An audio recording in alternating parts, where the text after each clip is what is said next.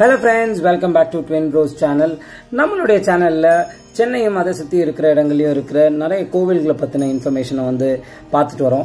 அதே மாதிரி இந்த வாரம் நம்ம போன ஒரு கோவில் பத்தின இன்ஃபர்மேஷன் தான் உங்களோட ஷேர் பண்ணலாம்னு நினைச்சோம். இப்போ நான் பூந்தமல்லியிலேருந்து போரூர் நோக்கி டிராவல் பண்ணிட்டு இருக்கேன். ஒரு சிவன் கோயிலுக்கு தான் போயிட்டு இருக்கோம். ஆனால் மற்ற சிவன் கோயிலில் பார்க்காத ஒரு வித்தியாசமான சில ஆச்சாரங்களை வந்து இங்கே ஃபாலோ பண்றாங்க. என்ன அந்த கோவில் பத்தின டீட்டெயில்ஸ் என்ன அப்படிங்கிறத வீடியோக்குள்ள போய் தெரிஞ்சுக்கலாம்.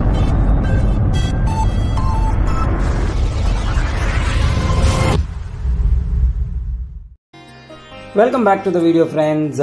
இப்போ நான் முன்னாடி சொன்ன மாதிரி பூந்தமல்லியிலேருந்து போரூர் நோக்கி டிரைவ் பண்ணிட்டு இருக்கேன். நீங்கள் போரூர் ரீச் ஆகிறதுக்கு முன்னாடி அந்த போரூர் பிரிட்ஜுக்கு கீழே எடுக்க போகிறோம். பிரிட்ஜ் மேலே போக போகிறதில்ல, பிரிட்ஜிலேருந்து சிக்னலில் ரைட் எடுத்து தான் வந்து நம்ம இந்த கோவிலுக்கு போக போகிறோம். சிக்னல்லேருந்து ரைட் எடுத்துட்டிங்கன்னா பார்த்தீங்கன்னா ஒரு 100 மீட்டர்ஸ்லேயே வந்து உங்களுக்கு வந்து ஒரு லெஃப்டில் ஒரு ரோடு கட் ஆகும். ஆரி நகர் ஃபர்ஸ்ட் ஸ்ட்ரீட் அப்படின்னு உங்களால் அந்த ரோடு பார்க்க முடியும். அது உள்ளே போயிட்டிங்கன்னா ஒரு 200-300 மீட்டர்ஸில் நம்ம இந்த கோயிலில் ரீச் ஆகிடுவோம். இந்த கோவில் வந்து பார்த்தீங்கன்னா ஆல்மோஸ்ட் 1200 இயர்ஸ்க்கு முன்னாடி சோழர்களோட காலத்தில் கட்டப்பட்ட கோவில். நான் முன்னாடியே சொன்ன மாதிரி பார்த்தீங்கன்னா நான் இது உள்ளே போய் ப்ரே பண்ணும்போது மற்ற இடங்களில் பார்க்காத ஒரு ரொம்ப இன்ட்ரெஸ்டிங்கான ஒரு ஃபேக்டர் வந்து சிவனை ப்ரே பண்ணிட்டு வரும்போது வந்து நான் பார்த்தேன். பிரதான பிரதிஷ்டையான சிவனை பார்க்கறதுக்கு முன்னாடி இந்த கோவிலை பற்றி ஒரு சின்ன இன்ஃபர்மேஷன் வந்து நம்ம தெரிஞ்சுக்கலாம். இந்த கோயிலோட பேர் வந்து பார்த்தீங்கன்னா ராமநாதீஸ்வரர் டெம்பிள் போரூரில் இருக்கு. சென்னை தொண்டை மண்டலத்தில் இருக்கிற 9 நவகிரக டெம்பிள்லையும் இது ஒரு டெம்பிள் அப்படின்னு சொல்றாங்க. சிவ பகவானோட டெம்பிளுக்கு ராமநாதீஸ்வரர் டெம்பிள் அப்படின்னு வந்து புராணத்தோட கனெக்ட் பண்ணி வந்த பேர் தான் அப்படின்னு சொல்றாங்க. ஆக்சுவலா ராமர் வந்து சீதையை காப்பாத்துறதுக்காக லங்கைக்கு போகும்போது இந்த வழியா போனதாகவும் இங்க வந்து கொஞ்ச நேரம் ரெஸ்ட் எடுத்ததாகவும் சொல்லப்படுது. அப்ப ரெஸ்ட் எடுக்கும்போது வந்து ஒரு நல்லி மரத்துக்கு அடியில் ரெஸ்ட் எடுத்துட்டு இருக்கும்போது மண்ணோட புதைஞ்சு கிடக்கிற ஒரு சிவலிங்கத்துக்கு மேல அவரோட தெரியாம பட்டது. அதனால வந்து அந்த தோஷத்தை தீர்க்கிறதுக்காக சிவலிங்கத்தை வந்து அவர் 48 டேஸ் வந்து இங்கேயே பூஜை பண்ணி தவம் இருந்ததா சொல்லப்படுது. அந்த பூஜை செய்யற டைம்ல இங்க இருந்து அந்த நெல்லிக்கனியை மட்டும் தான் சாப்பிட்டதா சொல்லப்படுது. 48 டேஸ் ஆஃப் தவம் முடிஞ்சதுக்கு அப்புறமா சிவனும் பார்வதியும் நேரா வந்து அவருக்கு காட்சி அளித்ததாகவும் ரொம்ப சந்தோஷமானதாகவும் சொல்லப்படுது.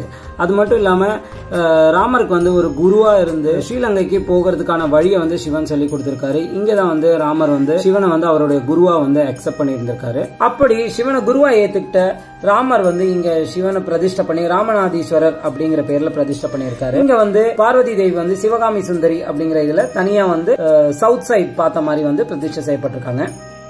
கோவில பிரதான பிரதிஷ்டையை பார்த்து முடிச்சுட்டு நம்ம கோவில வலம் வைக்கிறதுக்காக வந்தீங்கன்னா சைட்ல வந்து நெல்லி மரத்தை வந்து இன்னும் பார்க்க முடியும். அது கீழே வந்து ஒரு சின்ன சிவலிங்கத்தோட பிரதிஷ்டையும் அதே மாதிரி வந்து ஒரு நந்தி தேவனையும் வந்து நம்மளால அங்க பார்க்க முடியும். ராமர் இங்க சிவனை பிரார்த்திச்சதுனால இந்த இடத்துக்கு உத்தர ராமேஸ்வரம் அப்படின்னு இன்னொரு பேரும் கூட இருக்கு. முன்னாடி சொன்ன மாதிரி 9 நவகிரகங்கள்ல ஒரு கிரகத்துக்கான கோவில் அப்படின்னு சொல்லி இது சொன்னோம். குரு பகவானை வந்து இங்க பிரார்த்திக்கிறாங்க. இங்க சிவனே தான் வந்து குரு பகவானா நமக்கு காட்சி அளிக்கிறார். குரு பயிற்சி நாட்கள்ல வந்து இங்க நிறைய பூஜைகள் நடக்கும். மாதிரி நான் முன்னாடி சொல்லியிருந்த மாதிரி மற்ற சிவன் கோயில்ல பார்க்காத ஒரு விஷயம் நான் இங்க பார்த்தது என்னன்னா பாத்தீங்கன்னா தீர்த்தமும் சடாரி ஆசீர்வாதமும் வந்து இங்க கொடுப்போம். நார்மலா வந்து அது பெருமாள் கோயில விஷ்ணு கோயில தான் பார்க்க முடியும். இங்க ராமர் வந்து பிரதிஷ்டை பண்ணார் அப்படிங்கறதுனால வந்து இதை வந்து ஃபாலோ பண்றாங்க. அலங்காரத்தோட சிவனை பாக்குறதுக்கே வந்து அவ்வளோ ரொம்ப தெய்வீகமா இருந்துச்சு. சிவன் அப்புறம் சிவகாமி சுந்தரி இல்லாம இங்க விநாயகர், அதுக்கப்புறம் முருகர், வள்ளி தெய்வானையோட, காலபைரவர், இவங்களுக்கு எல்லாமே வந்து தனித்தனி பிரதிஷ்டைகள் இருக்கு. இங்க ஒரு பெரிய நடராஜரோட சிலை ஒன்று நம்மளால பார்க்க முடியும். ஒரு கிளாஸ் டோர்ல வந்து லாக் பண்ணியிருந்தாங்க.